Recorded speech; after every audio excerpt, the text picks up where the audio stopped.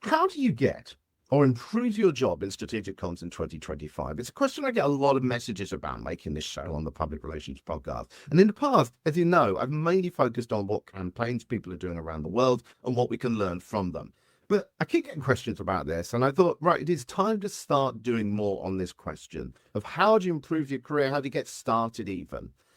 There's a lot of you I know want to know this. Now, there are a lot of general themes that you see appearing around the world, but as usual with this show, I like to get on the ground. I like to talk to people who are actually doing this stuff, recruiting people, and are actually making these decisions to find out what they're seeing so that I can get the best ideas for you. So today, we're going to start a trip around the world talking to people about this in San Francisco in the United States. And I'm absolutely delighted that Brooke Kruger from KC Partners has agreed to chat to kick this off because Brooke has a truly enormous amount of experience in this.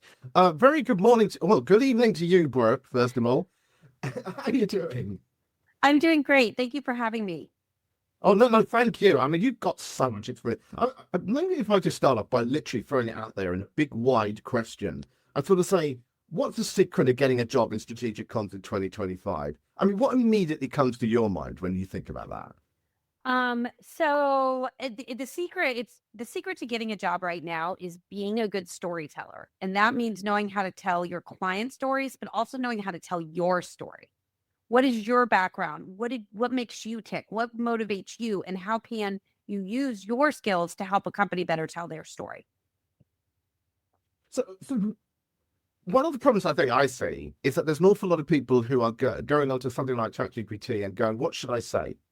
And they're coming up with very similar stories. And it feels a little bit to me, and please correct me if I'm wrong, but it feels to me now you've got to be able to say why you better. It's not just that I can do the job because everyone claims they can do the job. Is that right? Absolutely. When I'm prepping candidates for interviews, one of my, go-to prompts is, why are you a fit for this job? And why are you interested in this company? And that is a unique answer to both. But so what are like the good answers that you hear? Well, I mean, everybody needs to understand, I think, take a step back. And if you're looking for a job, I would say, what are, you're going about your workday. What are the things that you actually enjoy doing? What is the work that's bringing you joy? What are you excelling at? And there's going to be things that you like, there's going to be things you don't like, but what are things when you're doing something you're like, generally, I'm pretty happy. And taking that and being able to kind of tell a story around that skill set is important. So literally, what you've got the smile on your face. I mean, one of the things with strategic comms, compared to the old days when I first started in it, is it's no longer just press relations. We're talking about so many different aspects of it now. So many different things. I mean, content is a huge part. And there's so many, it's not just putting a press release out and trying to get media results. It's how do you tell the whole story? And then when you have news, how do you take that news and package it 10 different ways? So the whole industry is changing as well.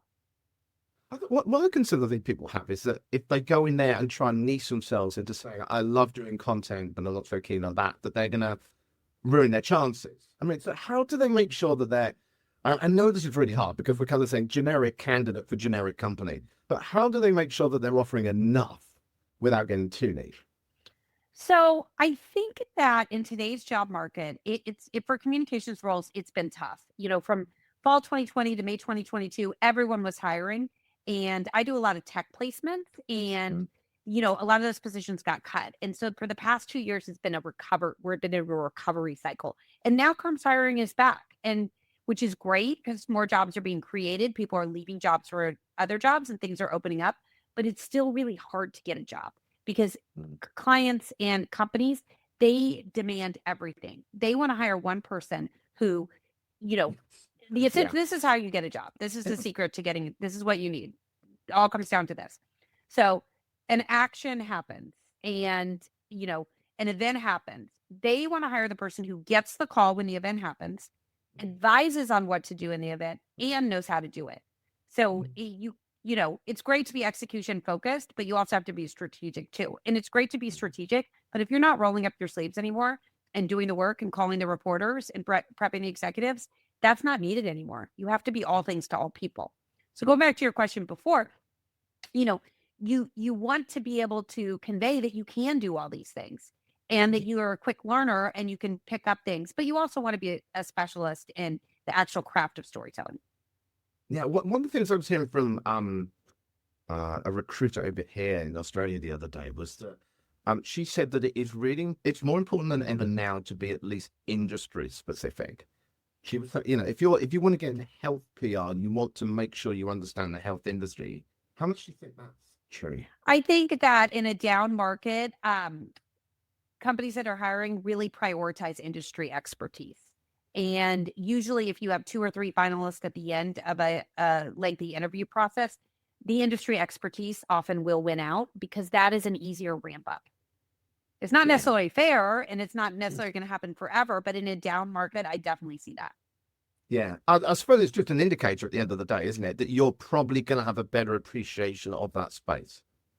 Yeah, for example, if I have a gaming client and they're looking at people from the gaming industry, they assume that person's going to walk on the job in day one and have, a strong background in their industry. It's not saying that people can't learn the industry and get up to speed. It's just industry expertise tends to win out in a down market. Yeah, but you don't want to be waiting, do you, for 6 months for someone to get up to speed? If you can buy someone now Don't. that already You has don't. experience, isn't it? But Right? if you do Yeah. get hired and you don't have the industry expertise, hopefully during the interview process, you've started ramping yourself up. And then Yes. once you get a job, you're, preparing to go in there. So, because that's going to be an easier ramp up for you and, as you try to make an impact. Let's talk AI. I mean, what impact do you think it's had? If we compare it is unbelievable the way that it's changed strategic comms, isn't it, over the past few years? But also, I think the confusion that it's creating as well. So, what are you seeing in terms of how companies are viewing that in the way they recruit people now? How is it impacting that? So, if you are a communications expert, it is assumed that you're also an expert in AI. Just as you wouldn't put Excel on your resume that you're proficient in that, you don't put your proficient in ChatGPT. It is assumed that you are. Now, there's a lot of talk what AI is going to do to certain levels of positions. I think, there will be changes, but the smartest and best comms people right now are using AI to make their jobs better and to make a bigger impact because AI is helping them create systems and processes where they can get work done quickly. So Yeah. I have, talked to a lot of people about this issue. I've heard a lot of things, but I think smart comms teams right now are figuring out how to use AI on their team to make a bigger impact and improve efficiency. And, they all need to have someone who's coordinating the AI efforts among people. So AI will, some jobs and positions will go away, but others will be created. That's really interesting. I'm almost getting a hearing from you in a way that if you can come in as an AI expert almost, that's actually going to be a solid thing on your resume. So yes, but you're not even going to put it on your resume because it's assumed that you are the AI expert. So you putting it on your resume is also it's a lot of people that say they're good at AI, and yet when you talk to even people running strategic companies, you find that actually there's a lot of people that don't really know what to even do with it quite yet. We're all going along to a chatbot and entering stuff and writing press releases and trying to analyze things, or some people are, some people aren't. So kind of, what is an AI expert almost now? What is it if everyone can go on a chatbot and enter a question, then everyone's the same. So what can you do to show in that interview that you've got that extra expertise that they? Well, I think it's examples of what you've used AI in your own work to improve efficiency and productivity. And, being able to articulate those results. We used AI for this. I speak at a lot of conferences and I go to a lot of events, and it's always fascinating when you get comms people together and you hear how different teams are using AI. Yes. And, the smart people are taking that feedback, and every organization's different and every team dynamic is different, so you have to be able to take the tools and use them for your team to get ahead. So if you're trying to upskill yourself at the moment with AI, what would you say focus on? If you're running a campaign at the moment, would you say think about how you can utilize it so you can add that to your resume for the next job? Yeah, or more like add it to your story and your accolades when you go into the next job. But I think a couple things like, there's all these AI courses that you can quickly take. It'll be like 15 minutes a day. And then there's also talking to people who are being well networked and having good relationships. So you can talk to other people. How are you using AI on your team?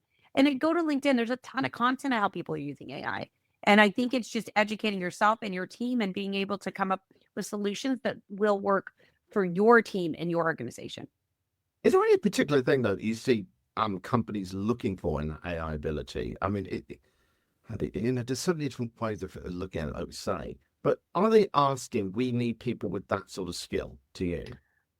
It's more that they understand, they can see a vision where they're going to use the, AI tools to improve processes and efficiency. I know I keep coming back to that, but Yeah.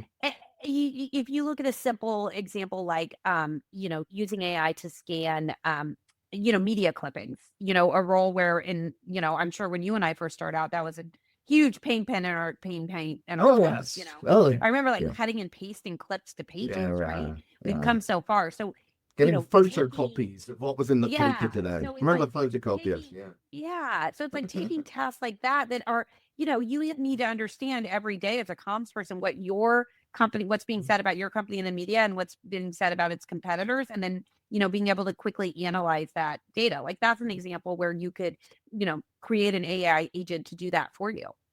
You still need a good editor. You still need someone who can understand the impact of that news and provide counsel. But that is just a, quick example at the top of my head. What about the kind of general comment we keep hearing that AI is replacing junior roles? Oh, that's tough because I like it. the Sorry, example that's I interesting. just Yeah. gave, the Yeah. example I just gave, like that is a job as an account coordinator when you're starting out, where that's like a main Yeah. part of your job. But I think it's about using AI to do that and then using earlier entry level positions to do something else. We can all learn from each other. People with years of experience can learn from, people with little experience, especially because they are, digital natives. And, we're dinosaurs. So Well, we we're kind of learning. We're need to learning. We're learning. we need to get a way to work together. And I truly believe we can all learn from each other. And Yeah. so how do we Yeah. take, the skills that are just sucking time, give those to AI, and then what could we use junior people for? But I'm not naive to think that jobs will be cut because of AI, and they already are. The difference between the bigger agencies, the bigger companies, and the smaller sort of boutique outfits, startups, and that kind of thing. I mean, what sort of differences are you seeing with that over the past few years? Are you seeing there's still a lot of demand from the startup, smaller side of things? I work with a lot of pre to post IPO high growth tech companies, and I Mhm. see, they need good communications people. So there is a demand there.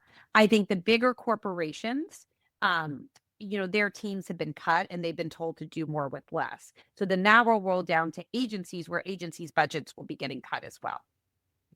At the bottom Yeah. line, everyone has to do smart strategic work and deliver amazing results. And that's, how to stay in the game. So you're obviously doing recruitment now, but if you were actually Yes. applying for a job today, how would you go about it now if you were starting all over again, knowing what you know now, of course? Yes. Okay. So if I was starting to look for a job, what I would make sure my LinkedIn is updated. I would make sure I'm an active LinkedIn user. I think this is so critical. You don't have to be doing thought leadership, but like people's posts, switch things around in your posts. Just be an active user and you may appear in algorithms. I would go through my LinkedIn and my email and look at recruiters who have contacted me over the years. It's really important to keep up with your connections. So when you are looking for a job, you can be in touch with people. I would look at people who I used to work with. Where did they land? Where are they at now? And then I would start having conversations. Do they like their jobs? Are they growing their teams? And then I would have a resume ready that matches to my LinkedIn. And I would also, at the beginning of every search, I would have my references ready. So if I do get through a job search, then I actually have a relationship with my references where I'm not calling them in the last Yeah. minute. And then during a search, I would be extremely well prepared because it is hard to get a job right now in today's hiring market. So one other thing I always feel is important is to show that you can do the job. If you're starting out for the first time, you get a lot of students who go, well, how do I get that internship? It's like, well, who do you work with? Have you worked with a local charity? Even if you work with a university society? And they're like, no. Well, you've got to prove it. When I first got into journalism, the way I got into journalism was not through training. It was because I just went out and did reports and started working for free for people. And then I just got recruited because they knew I could do it. And I think it's Yeah, so true with PR as well. You've got to go out, show your skills, develop your skills, because then you can get there and 100%. go, I can do it already. 100%. And I think you brought up internships. I mean, I am Mm, so blessed that I had amazing internships where I got mm, access to great people and wonderful opportunities that set me up for success. So if someone was just graduating, I would, and it is a tough job market. And at the entry level, I would encourage them to take on an internship and hope to be converted to a full-time role. How easy do you think it is to get those internships now, though? I think a lot I of them feel go to like they people cut with, back a lot compared to our day. I do, but I feel like a lot of people now graduate from college and get started in an internship Mm. So you think the versus opportunities are still there? I do, but I think it is for more people who are longer in their tenure, whether they're a senior in college or their last year at university, or they're just starting out. Mm. Final question for you. What Great. is the thing that most annoys you about people who are applying that they get wrong? What is the thing that you go, "Oh, seriously, not again, not again? I mean, it's hard for me to name one. I think but in summary, it's people who aren't prepared for interviews. Is a big one. Like you have to prepare now. You're being given a chance. Like don't waste that chance. Also, probably maybe my number one thing is people who don't follow up promptly. Like don't make people chase you down. You're in an interview process. There's multiple candidates. And you want to, it's not a good look to have people trying to track you down to get your availability.